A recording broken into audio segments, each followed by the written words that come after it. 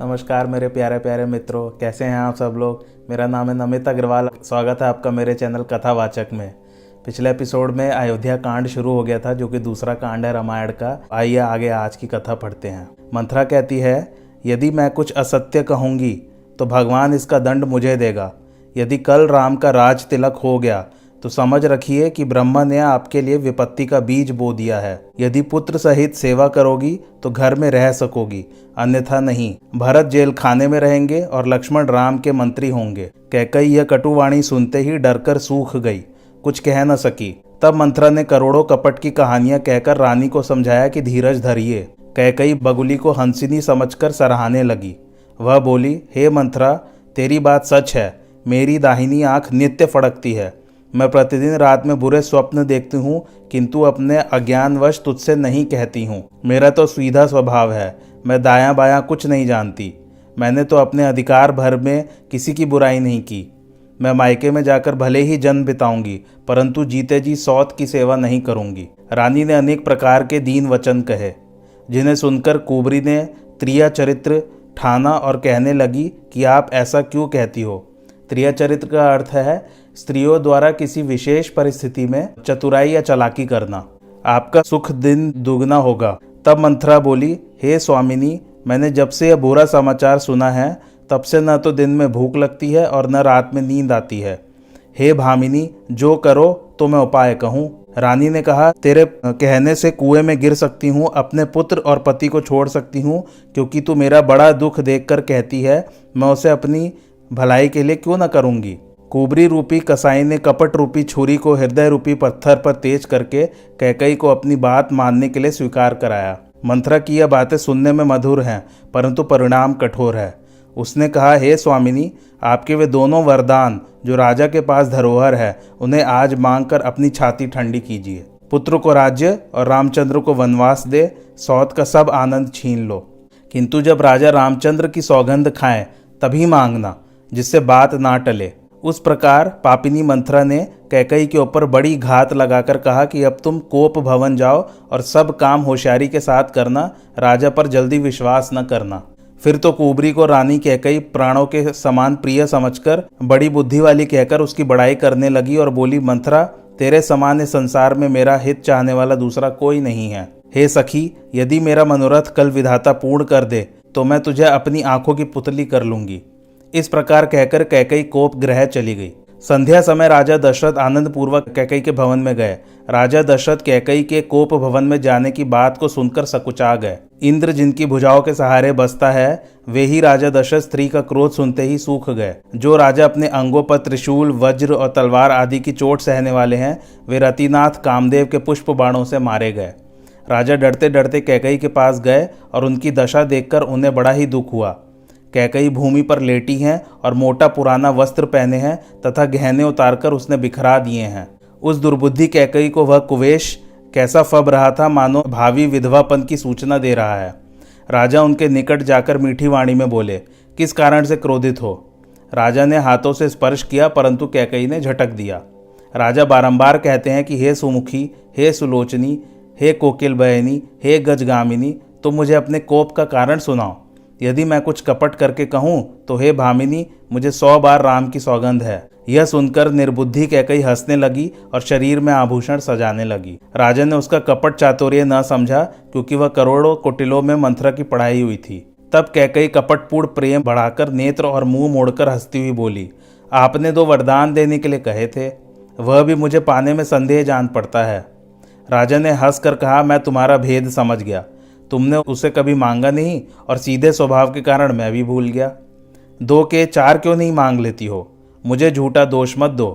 रघुकुल में सदा से यही रीत चली आई है कि प्राण भले ही चले जाए पर वचन नहीं टलता। हे प्राण प्यारे, सुनिए, उसमें एक वर में तो भरत को राज्य तिलक दो और दूसरे वर में आप मेरा मनोरथ यह पूर्ण कीजिए कि तपस्वी वेश धारण कर विशेष रूप से उदासीन हो, 14 वर्ष तक रामचंद्र जी वनवासी हों। स्त्री की यह बात सुनकर राजा शोकयुक्त हो गए। राजा सहम गए, उनसे कुछ कहते न बना।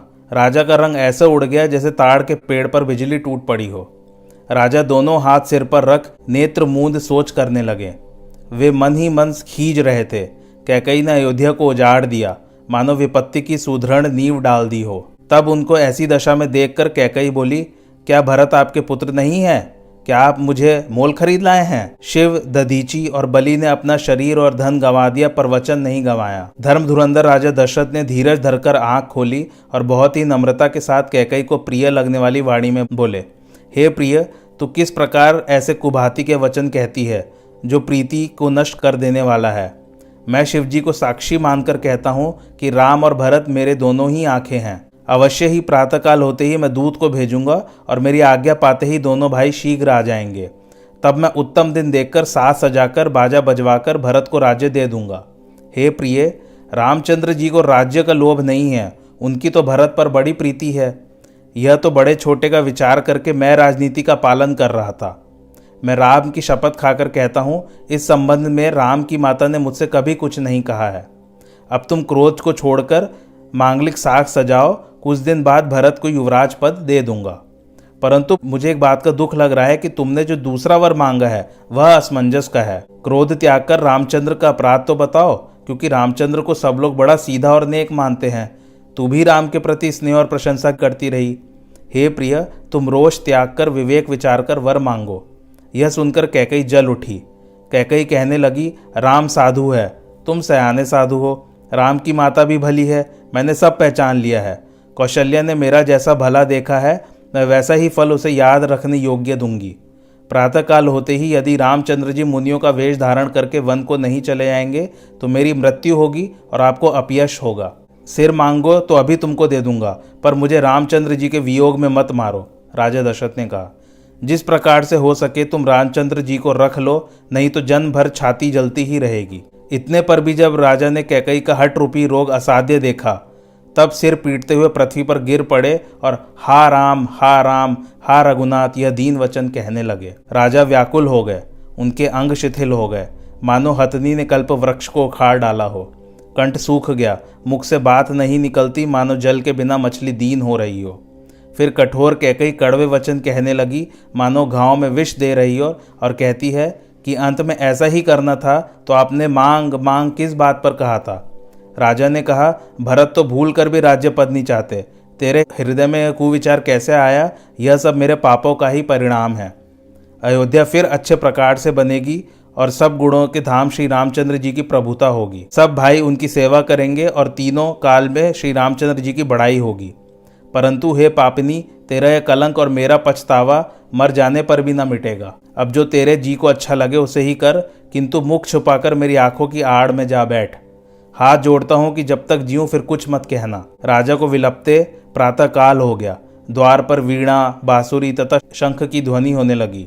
वह सब राजा को बाण के समान लगते थे। राजद्वार पर नगरवासियों की भीड़ लगी है। सूर्य निकलते देख सेवकों से मंत्रीगण कहते हैं कि राजा अभी तक जागे नहीं, इसका क्या विशेष कारण है।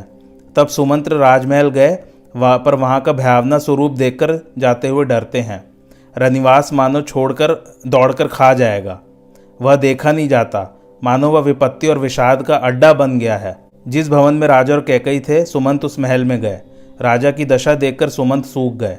उन्होंने देखा कि सोच में राजा विकल हैं, रंग बदरंग हो गया है, पृथ्वी पर पड़े हैं, मानो जड़ से छूटा कमल हो। भय से मंत्री कुछ पूछ न सके। इतने में अशुभ से भरी और शुभ रहित कैकई बोली, राजा को रात भर नींद नहीं आई, इसका कारण ईश्वर ही जाने, परंतु राजा ने रात भर राम राम कहकर भोर कर दिया, इसलिए राम को शीघ्र बुला लाओ, तब आकर समाचार पूछो। सोच से व्याकुल पैर आगे नहीं पड़ता कि राम को बुलाकर राजा क्या कहेंगे। हृदय में धैर्य धारण कर मंत्री सुमंत्र ने सब नगरवासियों को संतोष दिलाया और फिर वे राम जी के पास गए। राजा की आज्ञा कहकर सुमंत्र जी रघुवंश में श्रेष्ठ श्री रामचंद्र जी को लिवा ले चले। श्री रामचंद्र जी मंत्री के साथ कुभाती से पैदल वेशभूषाहीन अकेले चले जा रहे थे। यह देखकर सब लोग जहां तहां दुखी हो रहे थे। वहां जाकर राम जी ने देखा कि राजा अस्त व्यस्त पड़े हैं, मानो कोई बूढ़ा गजराज सिंघनी को देखकर सहमकर पृथ्वी पर गिर पड़ा हो। राजा के ओठ सूख रहे थे, शरीर में ज्वर ऐसा चढ़ा था मानो सर्प मणि के बिना दुखी हो।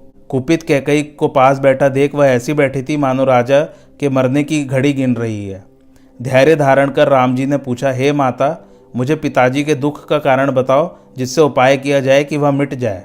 कैकई ने कहा, ये मुझे 2 वरदान देने को कहे थे, सो मुझे जो कुछ अच्छा लगा मैंने मांगा। उसे सुन राजा असमंजस में पड़ गए हैं। एक और पुत्र का स्नेह और दूसरी ओर वचन। उन्होंने सारी कथा श्री रामचंद्र जी को कह सुनाई।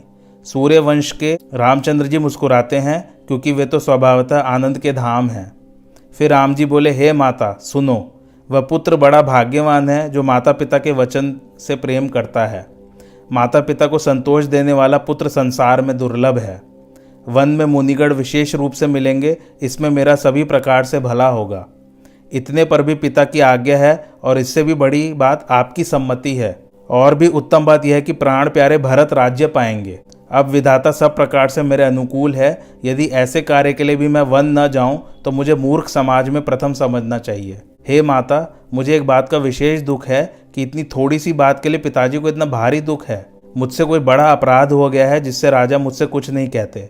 रानी ने कहा, तुम अपराध के योग्य नहीं हो, तुम तो माता पिता और भाइयों को सुख देने वाले हो। अब तुम पिता को समझाकर कह दो, जिससे बुढ़ापे में इनका अपयश न हो।